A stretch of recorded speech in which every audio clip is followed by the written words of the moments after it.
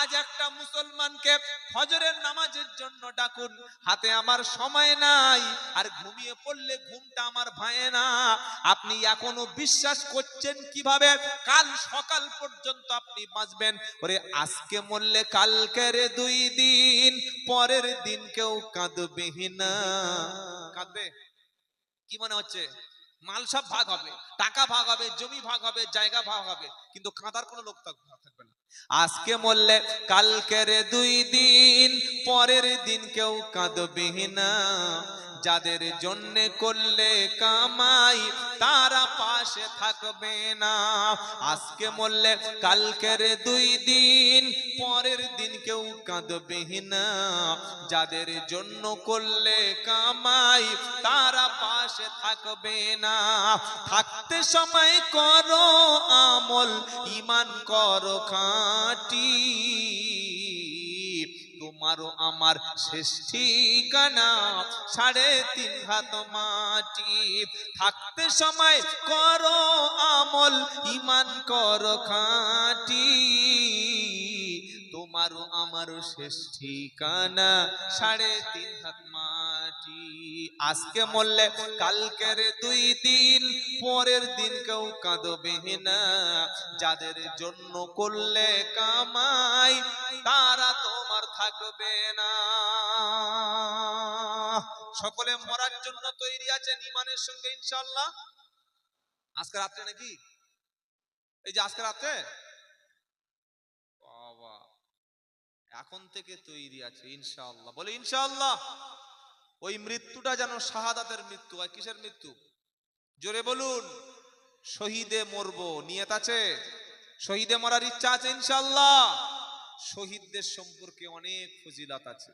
তাহলে যেটা আমি শোনাচ্ছিলাম যে আল্লাহর সাহায্য মদতের জন্য কি প্রয়োজন, কি আমাদের দরকার, ওই কিয়ামতের দিনে কোরআন যদি একবার পক্ষে দাঁড়িয়ে যায়, বান্দা যখন হাসরের ময়দানে উঠবে, সমস্ত নবী সেদিন বলবে নাফসি, আদম নবী সেদিন বলবে ইয়া নাফসি, নূহ নবী সেদিন বলবে ইয়া নাফসি, দাউদ আলাইহিস সালাম সেদিন বলবে ইয়া নাফসি, মুসা নবী বলবে নাফসি নাফসি, ঈসা নবী বলবে নাফসি নাফসি, সুলাইমান বলবে নাফসি নাফসি, ইউসুফ বলবে ইয়া নাফসি, ইব্রাহিম বলবে নাফসি নাফসি। সকলে একটাই কথা বলবে, আমার কি হবে, আমার কি হবে, আজকের আমারও কি হবে। একজন মাত্র মুক্তিদাতা, মুক্তিকামী নেতা, রহমাতাল লিল আলামিন, সরওয়ার দু আলম, তিনি বলবে আমার উম্মতের কি হবে। জোরে বলো সুবহানাল্লাহ। ও মুসলমান, তুমি নবী চিনতে পারলে না, নবীর সুন্নাতটা তোমার কাছে ঘৃণা লাগে, নবীর সুন্নাত টুপিটা মাথায় দিতে লজ্জা লাগে, হাঁটুর নিচে কাপড় পরেছ, গাঁটের উপরে কাপড় তুলে পড়তে ঘৃণা লাগে, তুমি প্যান্ট পরেছ, প্যান্টে এমন টাইট করেছো বসে পেশাব করতে তোমার লজ্জা লাগে, বাড়িতে বিবির হিজাব পরিয়ে রাস্তায় বার করতে তোমার লজ্জা লাগে, নিজের ঘরে গিয়ে দস্তরখান বিছিয়ে খাদ্য খেতে তোমারও লজ্জা লাগে, তোমার বিছানায় ঘুমানোর সময় দোয়া পড়তে তোমারও লজ্জা লাগে, বাড়িতে তুমি গিয়েছো, বাড়িতে যাওয়ার পরে তোমার ঘরের মধ্যে নবীর কোনো আদর্শ তোমার কাছে পছন্দ হয় না, চুল কেটেছো ইহুদির মতো, খাবার খাচ্ছো খ্রিস্টানের মতো, পোশাক পরছো নাসারা বেঈমানদের মতো, আর তুমি বলছো আল্লাহ কেন ফেরেশতা পাঠায় না। আমার আল্লাহর ওয়াদা ছিল ফালিয়া আবুদু রব্ব হাদাল বাইত আল্লাযী আত'আমাহুম মিন জু'ইন ওয়া আমানাহুম মিন খাউফ। বান্দা, তুমি যদি আমার ইবাদত করো, তুমি যদি আমার গোলাম হও, তুমি যদি আমার দাস হয়ে যাও, তুমি যদি আমার দল করো, আমার পক্ষে যদি তুমি থাকো, তোমার চলা বলা খাওয়া ঘুমানো সবটুকু যদি আমার হুকুম মতো হয়, তুমি বান্দা যখন বিপদে পড়ে যাবে, আমি আল্লাহ শুনিয়ে দিচ্ছি আল্লাযী আতআমাহুম মিন জুইউ, তোমার যখন ক্ষুধার কষ্ট হবে, খাদ্যের অভাব হবে, আসমানি খাজানা থেকে তোমার খাবারের বন্দোবস্ত হয়ে যাবে। জোরে বলো সুবহানাল্লাহ। ও মানাহুম মিন খাউফ, তোমার যখন ভয় লাগবে, তোমার যখন নিরাপত্তার অভাব হবে, তোমার কোনো বডিগার্ড লাগবে না, কেউ গুলি করতে পারবে না, কেউ তোমাকে মারতে পারবে না, বুলেট প্রুফ গাড়ি লাগবে না, দামি বড় বিশাল রাইফেল তোমার বডিগার্ডের প্রয়োজন হবে না। যখন তুমি নিরাপত্তাহীনতায় ভুগবে, আমি আল্লাহ জিব্রাইল দিয়ে ফেরেশতা দিয়ে নিরাপত্তার দায়িত্ব স্বয়ং তোমার দিয়ে দেব। জোরে বলো সুবহানাল্লাহ। বললে সত্যিকারে কি এটা আল্লাহ দেবে? আল্লাহ বলছে আরো শোনো, মাইয়াত্তাকিল্লাহা ইয়াজআল লাহু মাখরাজা ওয়া ইয়ারযুকু মিন হাইসু লা ইয়াহতাসিব। সূরার নাম তলাক 3 নম্বর আয়াত 28 নম্বর পারা। কোরআন শোনাচ্ছে, যদি তুমি আমার ভয় করো, আল্লাহর ভয় যার দিলের মধ্যে থাকবে, ও মদের বোতল ধরবে না। আল্লাহর ভয় যার দিলের মধ্যে থাকবে, কোনোদিন ইয়েতিমের মাল খাবে না। আল্লাহর ভয় যার দিলের মধ্যে থাকবে, ও কখনো মিথ্যা কথা মুখ দিয়ে বলবে না। আল্লাহর ভয় যার দিলের মধ্যে থাকবে, কখনো বোনের সম্পত্তি নষ্ট করবে না। আল্লাহর ভয় যখন দিলের মধ্যে থাকবে, ও তখন জীবনে বড় কথা বলে মানুষকে কষ্ট দেবে না। আল্লাহর ভয় যখন দিলের মধ্যে থাকবে, ও তখন বড়দের সম্মান করবে, ছোটদের স্নেহ করবে। আল্লাহর ভয় যখন দিলের মধ্যে থাকবে, আজান হয়ে গেলে দড়ি দিয়ে বাঁধা থাকলে দড়ি ছিঁড়ে আল্লাহর সামনে চলে যাবে, কারণ আল্লাহ আমাকে ডেকেছে। এমন ভয় যখন ইমানদারের অন্তরে তৈরি হবে, আল্লাহ বলছে তুমি যদি গুহার ভিতরে আটকে যাও, পাহাড়ের ভিতরে যদি চাপা পড়ো, কোনো কঠিন মুসিবতে তুমি যদি পড়ে যাও, আমি আল্লাহ শোনালাম তোমাকে আমি আসমানি ভাবে বাঁচিয়ে নেব। বিশ্বাস সবার হলে তবে তো সুবহানাল্লাহ বলবো। বিশ্বাস আছে? সকলে বিশ্বাস করবো ইনশাআল্লাহ বলেন। ইমানদার আল্লাহ ছাড়া কাউকে পরোয়া করে না, কাউকে ভয় করে না, কাউকে না। যত বড় ক্ষমতাশালী ব্যক্তি হোক, আমার জন্য আল্লাহ যথেষ্ট। কে যথেষ্ট? জোরে বলেন। আলাইসাল্লাহু বিকাফিন আবদাহ। কি আশ্চর্য কথা, এর চাইতে আর বড় কথা কি হতে পারে? আবার বলছি, আলাইসাল্লাহু বিকাফিন আবদা। আল্লাহ বলল, বান্দা আমি আল্লাহ কি তোর জন্য যথেষ্ট না? জোরে হবে না? আমাদের জন্য কে যথেষ্ট? জোরে বলুন।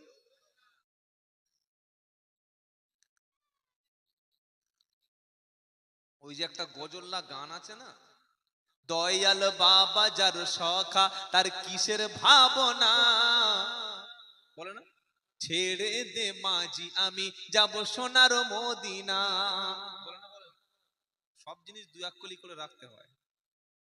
দয়াল শাখা দয়াল বাবা যার সখা তার কিসের ভাবনা, দয়াল বাবা যার সখা তার কিসের ভাবনা, ছেড়ে দে মাঝি আমি যাব মদিনা, ছেড়ে দে মাঝি আমি যাব মদিনা।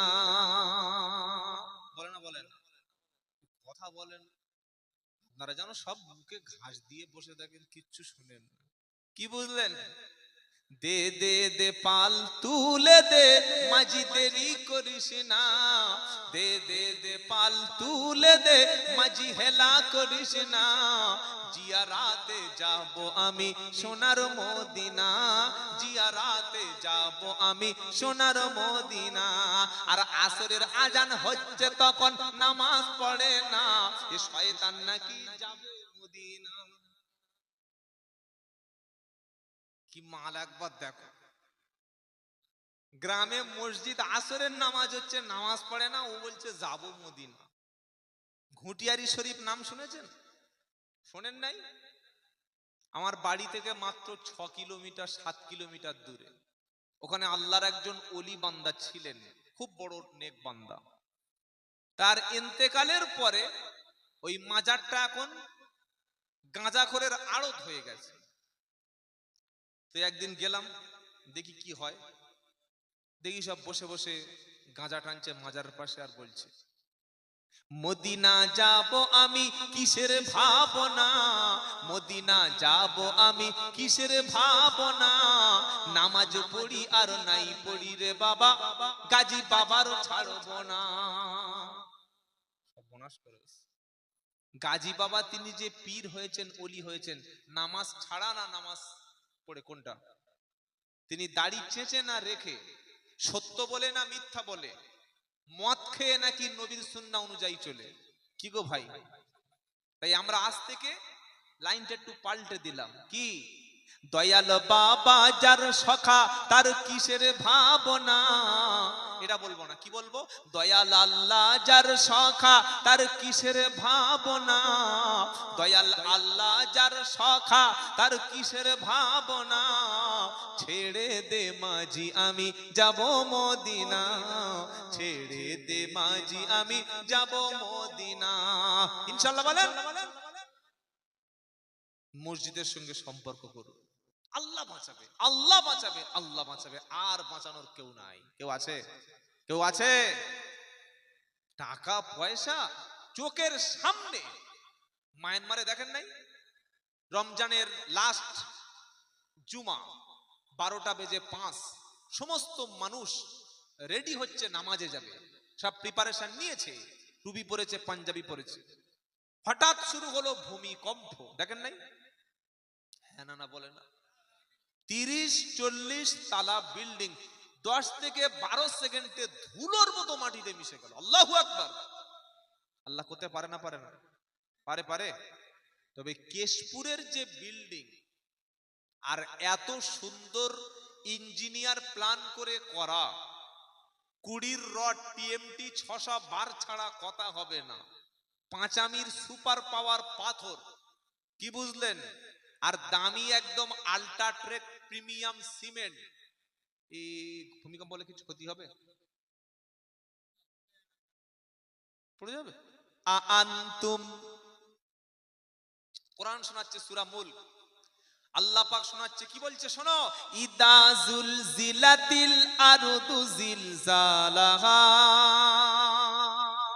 চোখের সামনে তুমি যখন ভূমিকম্প দেখতে পাবে, গোটা পৃথিবী যখন কাঁপতে শুরু করবে, যখন মাউন্ট এভারেস্ট উড়ে চলে যাবে, যখন তোমার কাঞ্চনজঙ্ঘা পাহাড়টা চোখের সামনে থেকে শেষ হয়ে যাবে, বিশাল বড় 30 তালা বিল্ডিং, 40 তালা বিল্ডিং সব যখন কয়েক সেকেন্ডে মাটির মধ্যে মিশে যাবে, তখন কোনো পাওয়ার, কোনো ক্ষমতা, কোনো টাকা, কোনো অর্থ, কোনো সম্পদ, কোনো সিস্টেম, কোনো বিদ্যা, কোনো বুদ্ধি, কোনো ইঞ্জিনিয়ার, কোনো প্ল্যান, কোনো প্রোগ্রাম তখন কাজে লাগবে।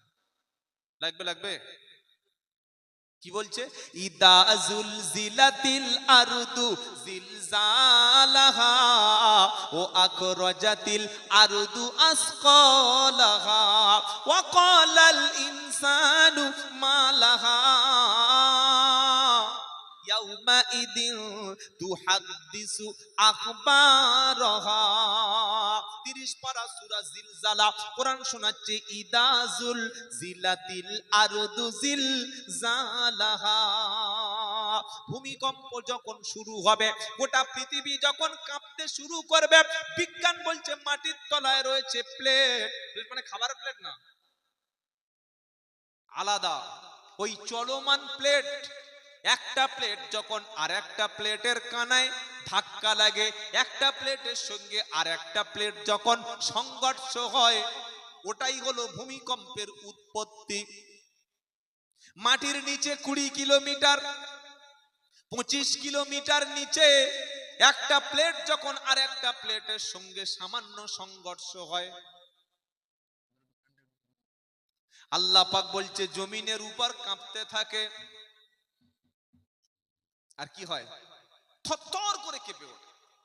মানুষ বলে কি হলো, অবস্থাটা কি হলো? কোরআন কি বলছে? ইদা জুলজিলাতিল আরদু জিলজালাহা ও আখরাজাতিল আরদু আসকালাহা, মাটির মধ্য থেকে যখন পাহাড়, স্বর্ণ, লোহা, তামা, পেট্রোল, ডিজেল, কেরোসিন, বিশাল বড় বড় সম্পদগুলি মাটির মধ্য থেকে যখন উঠে যাবে, ও আখরাজাতিল আরদু আসকালাহা, পৃথিবীর মধ্য থেকে ভারী ভারী বস্তুগুলি সব একটা একটা করে উঠে যাবে। মানুষ কি বলবে? ওয়াকালাল ইনসানু মা লাহা, মানুষ বলবে কি হলো, কি হলো, কি এমন ঘটে গেল, ভূমিকম্প কেন থামছে না বলো, পৃথিবী কেন কাঁপছে বলো, যে সোনা, যে দামি রূপা, তার জন্য মারামারি করেছিলাম, চোর বলবে সোনার জন্য আমার হাত কেটে নিয়েছিল, আমি চুরি করেছিলাম বলে গাছে বেঁধে পিটেছিল, ডাকাত বলবে মাল আমি ডাকাতি করতে গিয়ে ধরা পড়েছিলাম। এই সামান্য কয়েকটা টাকার জন্য আত্মীয় স্বজনের মধ্যে সম্পর্ক নষ্ট হয়েছিল, আজকের সোনার পাহাড় সামনে এসে গেছে, কে নেবে বলো?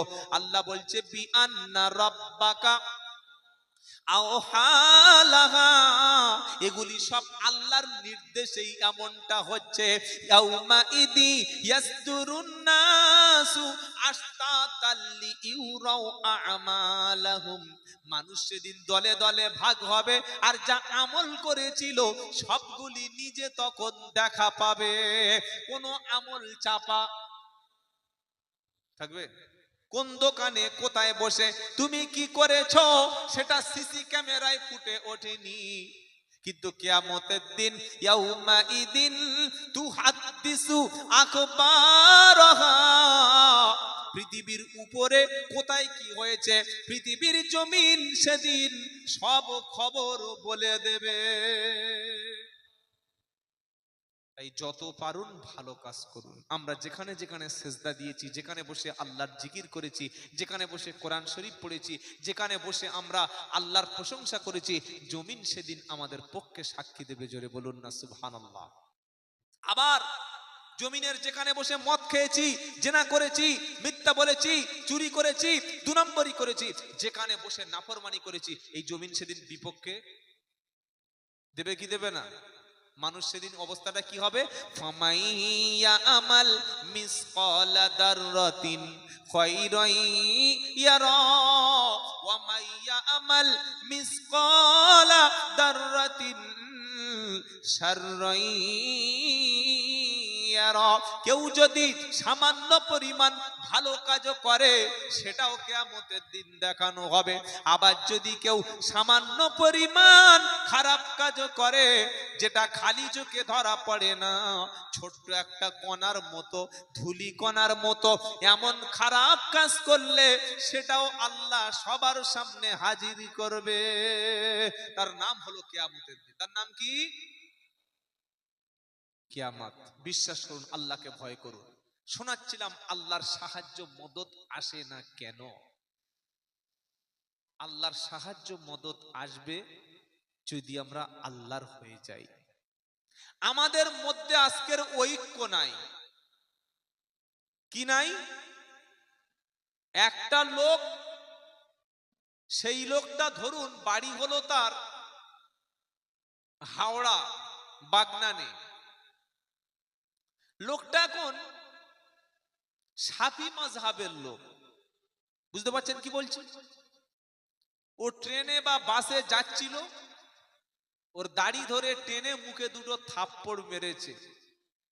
আমি পীরের মুরিদ, বা আমি তবলিগ জামাত, বা আজান গাছি, বা আরো কিছু।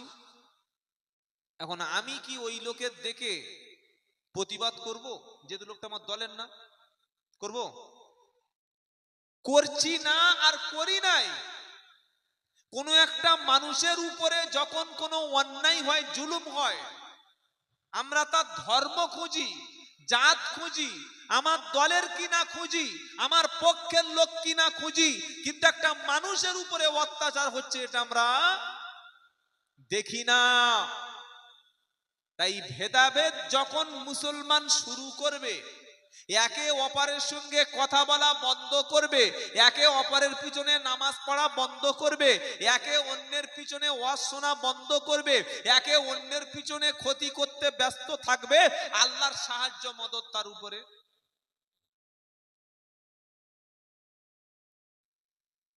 এবার কবি কাজী নজরুল ইসলামের একটা কথা বলি, বিশ্ব যখন আগিয়ে চলে আমরা তখন পিছে, আর বিবি তালাকের ফতুয়া খুঁজি কোরআন হাদিস চষে। মানুষ চাঁদে জায়গা কিনছে আর আমরা ওই কোরআন খুলে খুলে মদ খেয়ে বউ তালাক দিয়েছে, রাত্রেবেলা হুঁশ ফিরেছে, কি করে বউটা ফেরত নেবো এই নিয়ে বসে আছে, মারামারি করছি। আমরা কোরআন পড়ে একে অপরকে কাফের কিভাবে বার করা যায় এই চিন্তা করছি। কি বলছি বুঝতে পারছেন না? আমার দলটা ঠিক, আমার লোকটা ঠিক, আমি ঠিক, আর বাদ বাকি সব ভুল, আমার ধর্মটা সঠিক, বাদ বাকি অন্য সব কাফের, অন্য জাহান্নামী, আমি যে তরিকার উপরে আছি এটাই জান্নাতি, বাদ বাকি সব জাহান্নামী, এই দলিলটা বার করতে ব্যস্ত আছে। কাজী নজরুল ইসলাম তিনি রোগ ধরে দিয়েছেন, তিনি কি বলেছেন, বিশ্ব যখন আগিয়ে চলে আমরা তখন পিছে, আর বিবি তালাকের ফতুয়া খুঁজি কোরআন হাদিস চষে। বুঝতে পারছেন? হানাফি শাফি হাম্বলি মালিকি মেটেনি তখন গোল, আর মালাকুল মউত এসে বলল তোল পিতাল পা তোল। কথা কিছু মাথায় ঢুকছে না, উপর থেকে পারে চলে যাচ্ছে। কি? হানাফি শাফি হাম্বলি মালিকি মেটেনি তখন গোল, আর মালাকুল মউত এসে বলল তোল পিতাল পা তোল। চল চল, অনেক হয়েছে, চল অনেক হয়েছে। তাই মুসলমান যখন ভেদাভেদ করতে শুরু করবে, একে অপরকে সহ্য করতে পারবে না, একদল আরেক দলকে গালি দেবে, একদল আরেক দলকে কাফের ফতোয়া দেবে, আল্লাহর মদদ আর সাহায্য তখন। আফগানিস্তানের জমিনে আজকে তালিবান আছে ক্ষমতায়, আছে না নাই? কথা বলে না? টুপিওয়ালা দাড়িওয়ালা পাগড়িওয়ালা তারা যখন শাসন ক্ষমতায় আসলো, এই ৩ থেকে ৪ বছরের মধ্যে আফগানিস্তানে একটাও গণধর্ষণ বা ধর্ষণের রিপোর্ট নাই। সুবহানাল্লাহ বলার দরকার ছিল? হ্যাঁ না, সুবহানাল্লাহ কিছু বলে না, জোরে বলুন না সুবহানাল্লাহ। কারণ কোরআনের আইন যেখানে চালু আছে সেখানে ধর্ষণ, জোরে বলুন, নাই। কোরআনের আইন যেখানে সবাই মানে সেখানে ডাকাত নাই, সেখানে খুনও নাই। সুবহানাল্লাহ বলেন।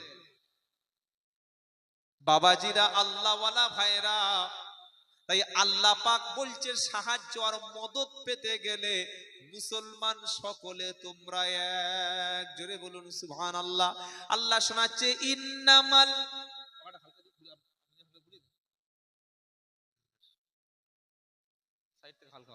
ইন্নামাল মুমিনুনা ইখওয়া, পারা নম্বর 26 সূরার নাম সূরা হুজরাত 10 নম্বর আয়াতে আমার আল্লাহ পাক শোনাচ্ছে নিশ্চয়ই মুমিনরা হলো তোমরা সকলে ভাই, জোরে বলুন সুবহানাল্লাহ। কে তবলিগ, কে ফুরফুরা, কে আজানগাছি, কে দেওবন্দি, কে তাবলিগ, কে বেরিলি, কে ফেরকাবাজি, এসব ভুলে যাও। যে কলেমা পড়েছে বুকের সাথে মিলিয়ে নাও।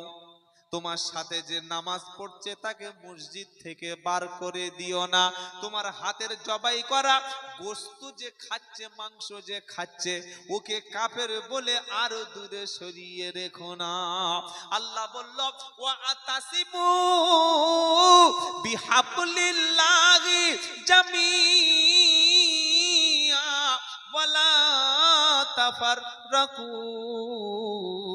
চতুর্থ পারা ২য় পৃষ্ঠা সূরা আল ইমরানের ১০৩ নম্বর আয়াতে ৪ নম্বর লাইনেতে আমার আল্লাহ বলছে শোনো, আমি আসমান থেকে দিলাম একটা কিতাব, ওই কিতাবের নাম হলো কোরআন।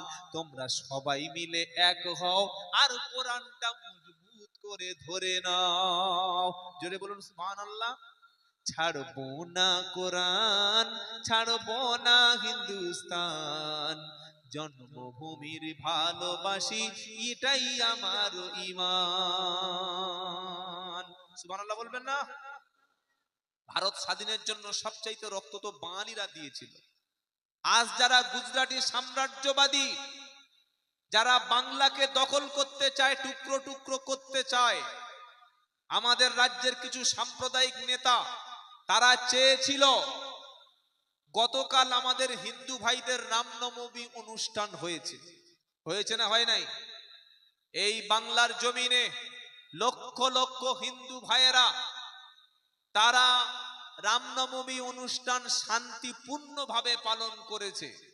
বরং মালদা জেলায় দেখলাম কিছু মুসলমান মাথায় টুপি দিয়ে আমার হিন্দু ভাইদের রামনবমী অনুষ্ঠান মিছিলে তারা ঠান্ডা পানি খাইয়ে তাদেরকে সাদরে গ্রহণ করেছে। বলুন আলহামদুলিল্লাহ। যে সাম্প্রদায়িক নেতাগুলো চেয়েছিল এই অনুষ্ঠানকে কেন্দ্র করে বাংলা দখল করবে, অশান্তি শুরু করবে, কিন্তু আল্লাহর অশেষ দয়ায় বাংলায় কোনো অশান্তি হয়নি। সামনে যে দিন আসছে, হিন্দু মুসলমান আমরা যদি সম্প্রীতি বজায় না রাখি, আপনার পাড়ায় একটা মন্দির আছে, আপনি প্রয়োজনে মন্দিরটা পাহারা দিন। কেন পাহারা দিতে বললাম? এক সপ্তাহ আগে উত্তর দিনাজপুরে গঙ্গারামপুরে আমার হিন্দু ভাইদের মন্দিরে দুজন ছেলে ধরা পড়েছিল রাত্রেবেলা, যারা চুরি করে মন্দিরের মধ্য থেকে মূর্তি ভাঙতে গেছিল। আচ্ছা, আপনারা তো মুসলমান, তাই না ভাই? কোনদিন জুমার নামাজ পড়তে গিয়ে মসজিদে বা তবলিগ জামাতের ভাইদের সাথীদের সাথে তালিমে বসে, বা কোনো পীর সাহেবের খানকায় বসে, বা কোনো জলসা বা ইসালে সাহেবের মজলিসে বসে কোনো হুজুর, কোনো মুফতি সাহেব, কোনো পীর সাহেব, কোনো মুবাল্লিক সাহেব বলেছে যে তোমাদের পাড়ায় যদি কোনো মন্দির থাকে ওর ভিতরে মূর্তিগুলো ভেঙে দিলে তোমাদের নেকি হবে, সওয়াব হবে, পুণ্য হবে? সবাই বলুন শুনেছেন কোনোদিন? আর যদি কোনো হুজুর বলে থাকে তিনি ভুল বলছে না ঠিক বলছে? ইসলাম বলছে ওয়ালা তাসুবুল্লাযিনা ইয়াদউনা মিন দুনিল্লাহ, আল্লাহ ছাড়া যারা, কেউ সরস্বতী, কেউ ভগবতী, কেউ ঈশ্বর, কেউ গড, কেউ ভগবান, কেউ কালী, যারা ডাকাডাকি করে, তোমরা তাদের ঈশ্বরকে, উপাস্যকে গালি দিও না। সুতরাং উত্তর দিনাজপুরের গঙ্গারামপুরে হাতে নাতে ধরা পড়ল দুজন ব্যক্তি গিয়ে রাত্রেবেলা মন্দিরের মধ্যে দেবীর মাথা বা তাদের ভাঙছিল, শরীরটা ভাঙছিল। ধরা পড়ল। ধরা পড়ার পরে এলাকার মানুষ মনে করলো নিশ্চয়ই মুসলমানেরা করেছে, কিন্তু পরবর্তীকালে যখন ভালো করে তদন্ত করে দেখা গেল দুজন অমুসলিম হিন্দু ভাইদেরকে টাকা দিয়ে, উস্কানি দিয়ে এই কাজটা করানো হয়েছে। আপনি চিন্তা করতে পারছেন? বাংলাকে অশান্ত করার জন্য, বাংলার সম্প্রীতি নষ্ট করার জন্য, বাংলার হিন্দু মুসলমানকে দাঙ্গা লাগানোর জন্য দাঙ্গাবাজরা, গুজরাটি ক্ষমতাবানেরা, বাঙালি বিদ্বেষীরা দিন রাত তারা চেষ্টা করে যাচ্ছে। তাই আমি আব্দুল্লাহ জুবায়ের বলছি, আপনার মসজিদে সিসিটিভি ক্যামেরা লাগান। আপনার মসজিদে এসি বা পাথর না লাগাতে পারেন, কোনো সমস্যা নাই। মসজিদের গুরুত্বপূর্ণ জায়গাগুলিতে সিসিটিভি ক্যামেরা লাগান, যাতে কেউ কোনো রকমের দাঙ্গা না করতে আসতে পারে। সে বিষয়ে সর্বপ্রথম আমাদের লক্ষ্য রাখতে হবে। একটা মসজিদ যদি ভেঙে দেয়, আবার আমরা মসজিদ করতে পারবো। একটা মন্দির যদি হিন্দুদের ভাঙা হয়, আরেকটা মন্দির করার মতো ক্ষমতা হিন্দু ভাইদের আছে। কিন্তু পরস্পর যে মিলেমিশে থাকি, এই যে ভ্রাতৃত্ব যদি নষ্ট হয়ে যায়, হিংসায় যদি দুই দল, দুটো ধর্মের মানুষ মারামারি করে, এতে তৃণমূলের কোনো ক্ষতি হবে না, বিজেপির কোনো ক্ষতি হবে না। যখন হিন্দু মুসলমান মারামারি করে, যাদের উস্কানিতে মারামারি হয়, তারা কিন্তু ভাই এসি রুমে বসে মজা নেয়। তোমার ছেলে যাবে, রামের ছেলে যাবে, রহিমের ছেলে যাবে, দুজন লাশ হয়ে কেউ যাবে শ্মশানে, কেউ যাবে কবরস্থানে। আর যাদের উস্কানি থেকে তারা মাঠে নেমেছিল, তারা কিন্তু এসি ছাড়া বার হবে না, লাশের রাজনীতি হবে। তাই সামনে আরো কঠিন দিন আসছে। বাংলার সম্প্রীতি, বাংলার ভালোবাসা, একে অপরের প্রতি শ্রদ্ধাশীল, একে অপরের ধর্মের প্রতি সম্মান, এটা আমরা করব বলুন ইনশাআল্লাহ। কেউ যদি আমাকে অস্ত্র বাড়িয়ে দেয়, আমরা তার বিরুদ্ধে বোম চেলে তাকে আঘাত করব না, ফুলের তোড়া দিয়ে আমরা বরণ করে নেব বলুন ইনশাআল্লাহ, বলুন ইনশাআল্লাহ। তবে যদি কেউ সাম্প্রদায়িক ব্যক্তি কোন মন্দির ভাঙতে আসে, মসজিদ ভাঙতে আসে, হিন্দু মুসলমানের মধ্যে দাঙ্গা লাগাতে আসে, সে হিন্দু হোক আর সে মুসলমান হোক, যখন জানতে পারবেন লোকটা দাঙ্গাবাজ, মন্দির বা মসজিদের সামনে এসে অশান্তি করতে আসলে, হিন্দু হোক আর মুসলমান হোক, আপনার দলের ছেলে হোক, যারা সম্প্রীতি নষ্ট করতে আসবে ওখানেই কবর দিন। কি বলছি বুঝতে পেরেছেন? দাঙ্গা লাগাতে আসলে, অশান্তি করতে আসলে ওখানেই পুঁতে ফেলুন। কথা শুনে খারাপ লাগছে আপনাদের? খারাপ লাগছে? সবচাইতে যেটা জরুরি সেটা হলো পরস্পরের মধ্যে ভ্রাতৃত্ব গড়ে তোলা। আর সেই কাজ আমরা করেছি, আগামীতে করব বলুন ইনশাআল্লাহ, বলুন ইনশাআল্লাহ। আল্লাহ আমাদের তৌফিক দান করুক, সকলে বলুন আল্লাহুম্মা আমিন। তাই আল্লাহ কি বলছেন? ওয়া আতাসিমু বিহাবলিল্লাহি জামিআ ওয়ালা তাফাররাকু। আমি আল্লাহ আসমান থেকে তোমাদের জন্য দিয়েছি কোরআন, তোমরা সকলে এক হয়ে ওই কোরআনকে মজবুত করে ধরে নাও। সুবহানাল্লাহ বলো। আমরা কি ধরবো? ছাড়বো না কোরআন, ছাড়বো না হিন্দুস্তান, জন্মভূমির ভালোবাসি, এটাই আমার ঈমান। জোরে হবে না? নাকি পাকিস্তানে যাওয়ার ইচ্ছা আছে? যারা পাকিস্তানে বলছে আমাদের পাঠিয়ে দেব, তারা শুনে রাখো, তোমার যতটা অধিকার আছে আমার ততটা অধিকার আছে। এই অধিকার সংবিধান আমাদের দিয়েছে। তাই আল্লাহ কি বলছে? তোমরা সকলে মিলে মজবুত করে আমার কোরআনকে ধরো। তুমি তবলিগ, তুমি ফুরফুরা, তুমি আজানগাছি, তুমি দেওবন্দি, এসব ভেদাভেদ করতে দেবেন না। এসব কথা যারা বলবে তাদের বলতে দেবেন না। এ সমস্ত ফিতনা যারা করতে আসবে তাদের কথা শুনবেন না। আমার আল্লাহর নবী বলল, শুনে রাখো, আমার উম্মতের মধ্যে কিয়ামতের পূর্বে দল হবে ৭৩টা, জাহান্নামে যাবে ৭২টা, একদল যাবে জান্নাতি। সাহাবারা বললেন, কোন দল? নবী তবলিগ বলেনি, ফুরফুরা বলেনি, আজানগাছি বলেনি, আহলে হাদিস বেরিলি বলেনি, শিয়া বলেনি, সুন্নি বলেনি, কোন দলের নাম বলেনি। নবী বললেন ওই দলটা জান্নাতি। মা আনা আলাইহি ও আসহাবি, আমি নবী যে দলে, আমার সাহাবারা যে দলের উপরে আমি যেভাবে জীবন যাপন করেছি, আমার সাহাবারা যে দলটার উপরে আছে ওই দলটা হলো জান্নাতি।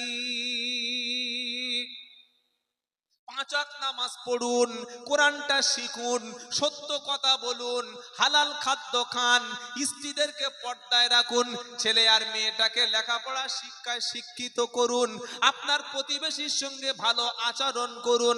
আল্লাহ আপনার রাজি হয়ে যাবে। আর আল্লাহ যখন কোনো বান্দার প্রতি রাজি হয়ে যাবে, পৃথিবীর সব বান্দা এলে আমার আল্লাহর ওই বান্দাকে কোনো একটা চুলের ক্ষতি করতে পারবে না। জোরে বলুন সুবহানাল্লাহ।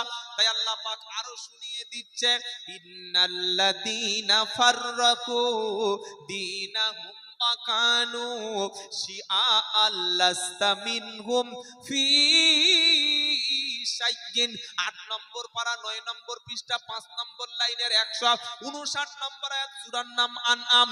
আল্লাহ বলছেন, নিশ্চয়ই যারা দ্বীনের মধ্যে, ইসলামের মধ্যে, ধর্মের মধ্যে টুকরো টুকরো টুকরো টুকরো করে দিচ্ছে, ইসলামটাকে বিভিন্ন ভাবে ভাগ করে দিচ্ছে, আমার দলটা ঠিক, বাদ বাকি সব কাফের।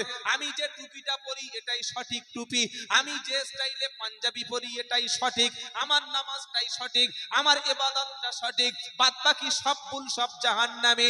এমন কথা বলে বলে ধর্মটার মধ্যে যারা টুকরো টুকরো করছে, আল্লাহ বলছেন নবী তাদের সাথে তোমারও কোনো সম্পর্ক নাই। আরো কোরআন কি বলছে চলুন, সূরার নাম মুমিনুন, 18 পারা 4 নম্বর পৃষ্ঠা 13 নম্বর লাইনের 52 নম্বর আয়াত সূরা মুমিনুন।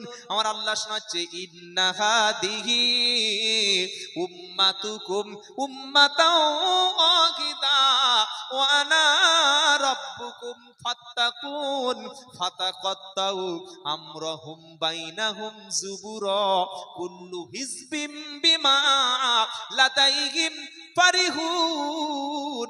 আল্লাহ শোনাচ্ছে, তোমরাই উম্মাত, তোমরাই হলো এক উম্মাহ।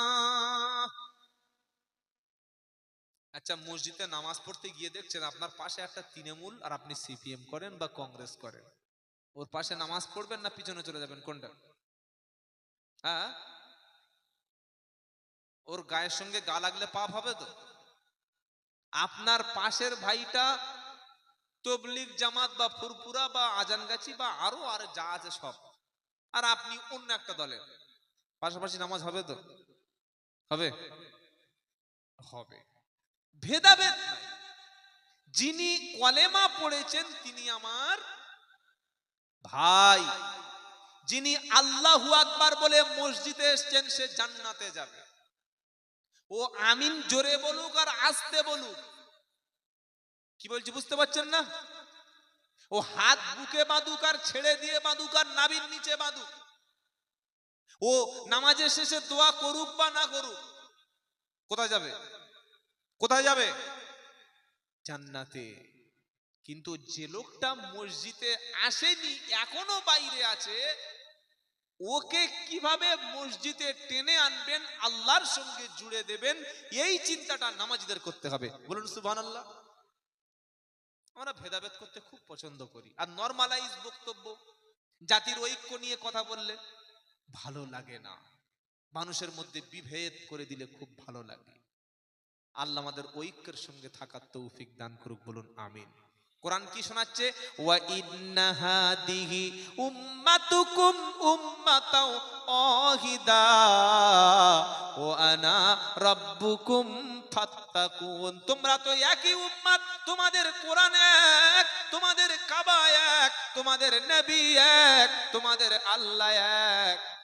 আর দল, দল কটা? জোরে বলো। একটা। দল তো ৭৩টা, জান্নাতে যাবে কটা? একটা। ওই দলের নাম হলো ইসলাম। আর আমাদের পরিচয়, জোরে বলো, সকলে বলো, বীর মুসলমান, ধরো আল কোরআন, ফিরিয়ে আনো সেই হারানো সম্মান। নারাই তাকবীর। বীর মুসলমান, ধরো আল কোরআন, ফিরিয়ে আনো সেই হারানো সম্মান। বীর মুসলমান, ধরো আল কোরআন, ফিরিয়ে আনো সেই হারানো সম্মান। যারা বিভেদ করে এরা মুসলমান না, এরা ইহুদিদের দালাল আর এজেন্ট। বিভেদ যারা করে। মালদা জেলায় প্রোগ্রামে গেলাম, লেখা আছে দেখি আহলে হাদিস জামে মসজিদ। মাথাটা একটু গরম হয়ে গেল, মসজিদ আবার আহলে হাদিস কেন? বারাইপুরে বাজারে গেলাম, মসজিদে লেখা আছে দেখলাম হানাফি জামে মসজিদ। আমি ভাবলাম তাহলে আল্লাহর মসজিদ কোনটা পাবো? ওরা বলছে আহলে হাদিসদের মসজিদ, যেখানে আমিন টামিন জোরে চালাতে হবে। আবার এখানে লেখা আছে আমিন জোরে চলবে না, আস্তে চালাতে হবে। কেন ধর্মের মধ্যে ভেদাভেদ থাকবে ভাই? আল্লাহ আমাদের এক, রাসূল আমাদের এক, কোরআন আমাদের এক। আমরা আহলে সুন্নাতুল জামাতের অনুসারী, কোরআন আর সুন্নাহর অনুসারী। কেউ ফুরফুরায় যাবে, কেউ জামাতে যাবে, কেউ কোনো পীরের দরবারে যাবে, কেউ আজানগাছিতে যাবে। যার যেটা ভালো লাগবে সেখানে যাক না। আপনার মতোই যে হতে হবে এটা কেন বলছেন? তবে মনে রাখবেন, প্রত্যেকের আমল অনুযায়ী যেমন ফায়সালা হবে, আর মনের নিয়তের উপরে তার ফায়সালা হবে, এটা মাথায় রাখবেন। সবাইকে এক জায়গায় কোনোদিন করতে পারবেন না, কিন্তু একজনকে মারবে, একজনের উপরে অত্যাচার হবে, একজনের টর্চার হবে, একজনের ক্ষতি করবে, একজনের সম্মানহানি হবে, আর আমার দলের লোক নয় বলে আমি হাততালি মারবো, তুমি মুনাফিক, তুমি মুসলমান। মনে থাকবে না? বাড়ি দিকে মারামারি করবে। আবার আল্লাহ পাক আরো বলছেন, আতিউল্লাহ ওয়া রাসূলাহু ওয়ালা তানাজাউ ফাতাফশালু ওয়া তাদহাবা রিহুকুম ওয়াসবিরু ইন্নাল্লাহা মাআস সাবিরিন। এটা 10 পারা 2 পৃষ্ঠা, প্রথম লাইন, 46 নম্বর আয়াত, সূরা আনফাল। কি বলছে? আতিউল্লাহ ওয়া রাসূলাহু ওয়ালা তানাজাউ ফাতাফশালু ওয়া তাদহাবা রিহুকুম ওয়াসবিরু ইন্নাল্লাহা মাআস সাবিরিন। আল্লাহ বলছেন, আল্লাহকে মানো আর রাসূলের কথা মেনে নাও, আর তোমরা যেন ভেদাভেদ করো না, নিজেদের মধ্যে যেন মতানৈক্য করো না। তোমরা যদি বিভেদ করো, ক্ষমতাহারা হয়ে যাবে, তোমরা শক্তিহারা হয়ে যাবে, তোমাদের কাছ থেকে সব একটা একটা করে চলে যাবে। বাবরি যেমন চলে গেছে, সবকিছু যখন চলে যাবে, তোমাদের স্বাধীনতা একদিন বিপন্ন হবে। আজ মুসলমান এখনো পর্যন্ত নিজেদের মধ্যে ছোট্ট ছোট্ট বিষয় নিয়ে মারামারি, নিজেদের কাছে যেটা আছে ওটা সঠিক বলে মনে করছে। আমার আল্লাহ পাক বলছে, না, ভেদাভেদকে ভুলে যাও, সকলে মিলে তোমরা কোরআনটাকে বুকের সঙ্গে ধরে নাও। দুটো বিষয় সামনে রেখে কথা শোনাচ্ছিলাম। এক হলো আল্লাহর সাহায্য কাদের জন্য আসবে, আর 2 নম্বর, কোরআনটা কিয়ামতের দিন পক্ষে সাক্ষী দেবে না বিপক্ষে দেবে। এ বাবাজি, আল্লাহওয়ালা ভাইরা, বাড়িতে ফিরে গিয়ে বক্তার বক্তব্য শুনে যাওয়ার সময় নেচে নেচে চলে গিয়ে কাল থেকে যা ছিলেন তা, এটা সমাজে কোনো প্রভাব পড়বে না। কাল